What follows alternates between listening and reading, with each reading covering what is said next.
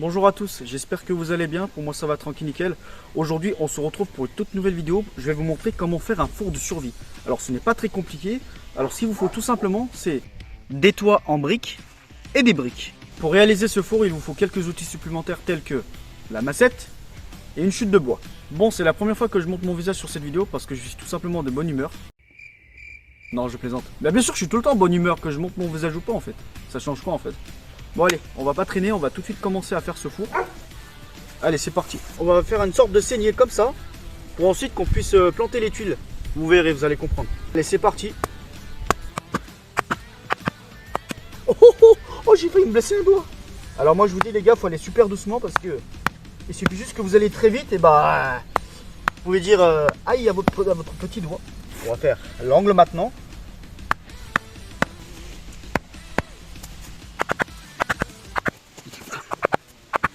Faut pas hésiter à faire des mouvements comme ça. Parce que les tuiles ils sont assez gros, je vais dire, niveau épaisseur. Donc même celui-là c'est assez petit, donc c'est pour ça que j'hésite pas à faire ça en fait.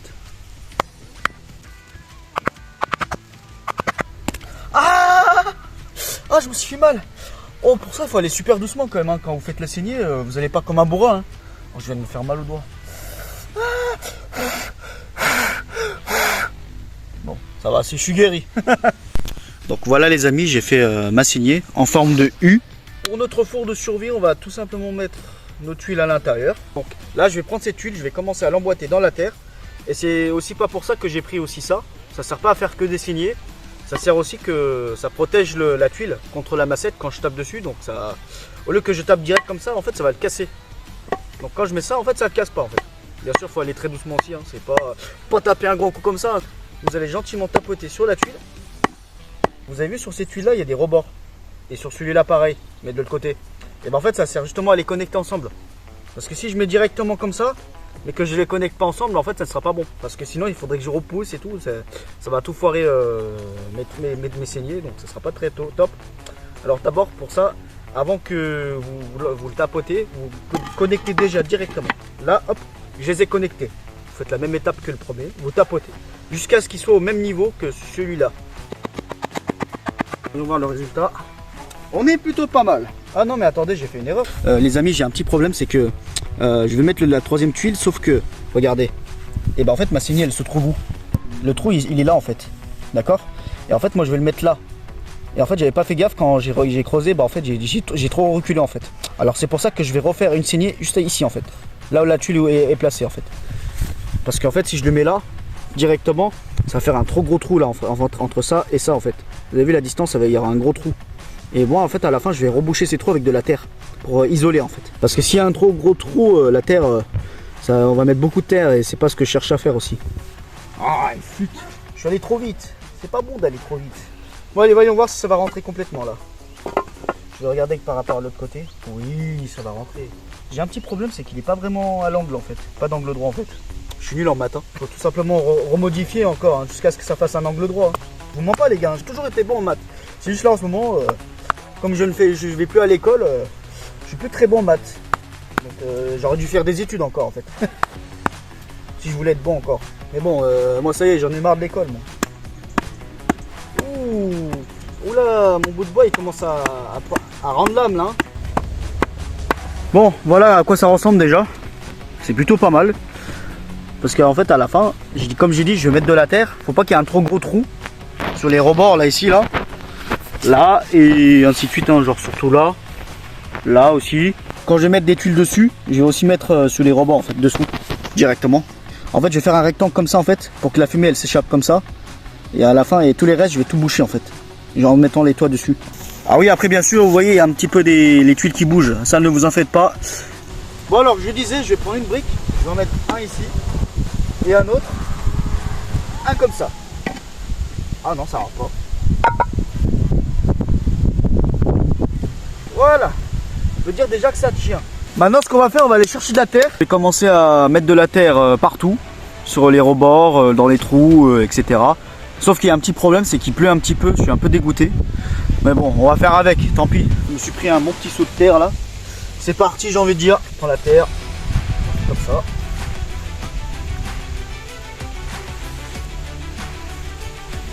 Le minimum c'est d'isoler un peu, comme ça attire un maximum de chaleur quoi.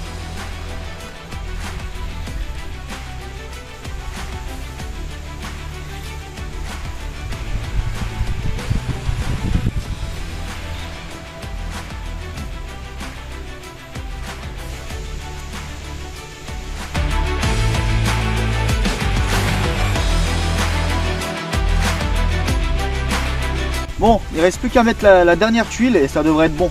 On va poser délicatement.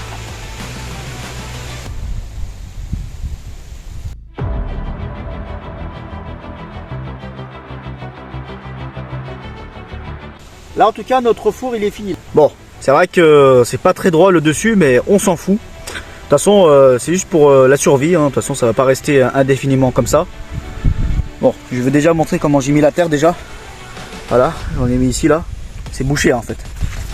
Ici là, là, ainsi de suite. Hein. Ici là un peu. Ça n'a pas du tout bougé mais bon ça va. Voilà.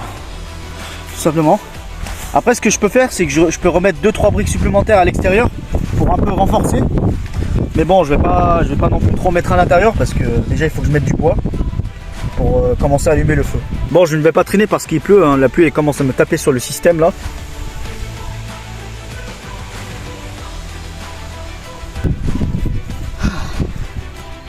Bon bah voilà, enfin le feu il est super bien parti. On doit juste attendre que ça consume jusqu'à ce que ça fasse de la braise. Comme on peut le constater, la terre il est bientôt sec. Mais malheureusement, même si j'ai bien mis de la terre, en fait plus les trous il est gros et plus il y a un risque que ça fasse des micro-fuites. Donc là ici, hein, vous voyez, hein, il y a des petits trous là. C'est assez dommage.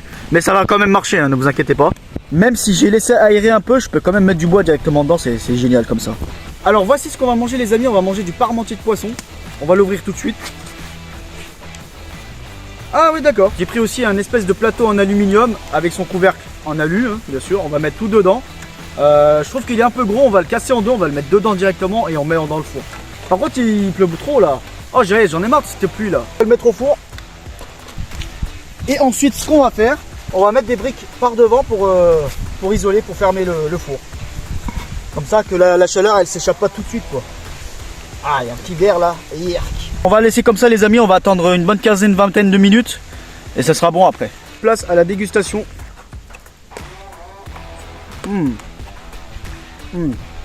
Oh c'est excellent. Ah, je vais regoûter un petit coup. Ce n'est pas tout, on va manger aussi merguez. J'ai hâte de manger, j'ai super faim. Ce qu'on va faire, on va déjà les planter pour laisser la graisse couler. Alors voilà comment on va planter nos merguez. J'ai pris 2 baguettes.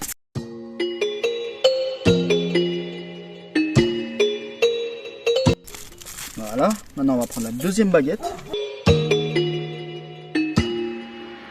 Voilà à quoi ressemblent mes 6 merguez. Allez c'est parti les gars, on va tout de suite les mettre au four. Faudra qu'il les fasse tenir par quelque chose.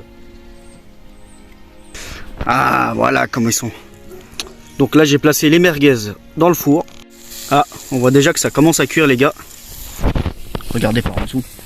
C'est incroyable. Ça sent déjà super bon. Bon maintenant je vais retourner mes merguez pour voir ce que ça donne déjà. Waouh, incroyable. Hop, on remet la pierre dessus. Oh, elles sont belles nos merguez hein. J'ai déjà une merguez qui est cuite, on va goûter pour voir ce que ça donne. Allez c'est parti, 1, 2, 3, let's go. Bien cuit comme je les aime. Vous avez vu? Excellent. Ah j'adore le barbecue, hein. C'est ma vie le barbecue. Celui-là il est bien grillé mais les autres ne sont pas encore bien grillés parce qu'il y a encore la graisse à l'intérieur qui n'a pas coulé complètement. Je vais tout de suite le finir celui-là. Voilà les 3 merguez sont grillées. Bon allez, une fois que nos merguez sont grillées, on va couper du pain. Ensuite ce que je vais mettre du ketchup. Bon j'ai pris celle du McDo parce que j'ai plus de sauce. Voilà. Voilà nos merguez sont prêts, ils sont dans le sandwich. On va passer à la dégustation. 3, 2, 1. Oh ça va bien ensemble hein. Oh ça c'est une dinguerie, c'est une tuerie. Essayez les gars, c'est une tuerie. Moi j'aurais préféré à la place du ketchup de la moutarde. Parce que la moutarde c'est la vie hein. Les merguez moutarde c'est la base ça. Oh putain par contre j'ai une guêpe qui me regarde là comme ça. Je partage pas moi. Là il y a une guêpe qui est sur mon téléphone là. Qu'est-ce qu'elle veut là me regarder comme ça là. Avec ses petits yeux là. Qu'est-ce qui t'arrive? Tu veux une merguez? Eh ben non, je t'en donne pas.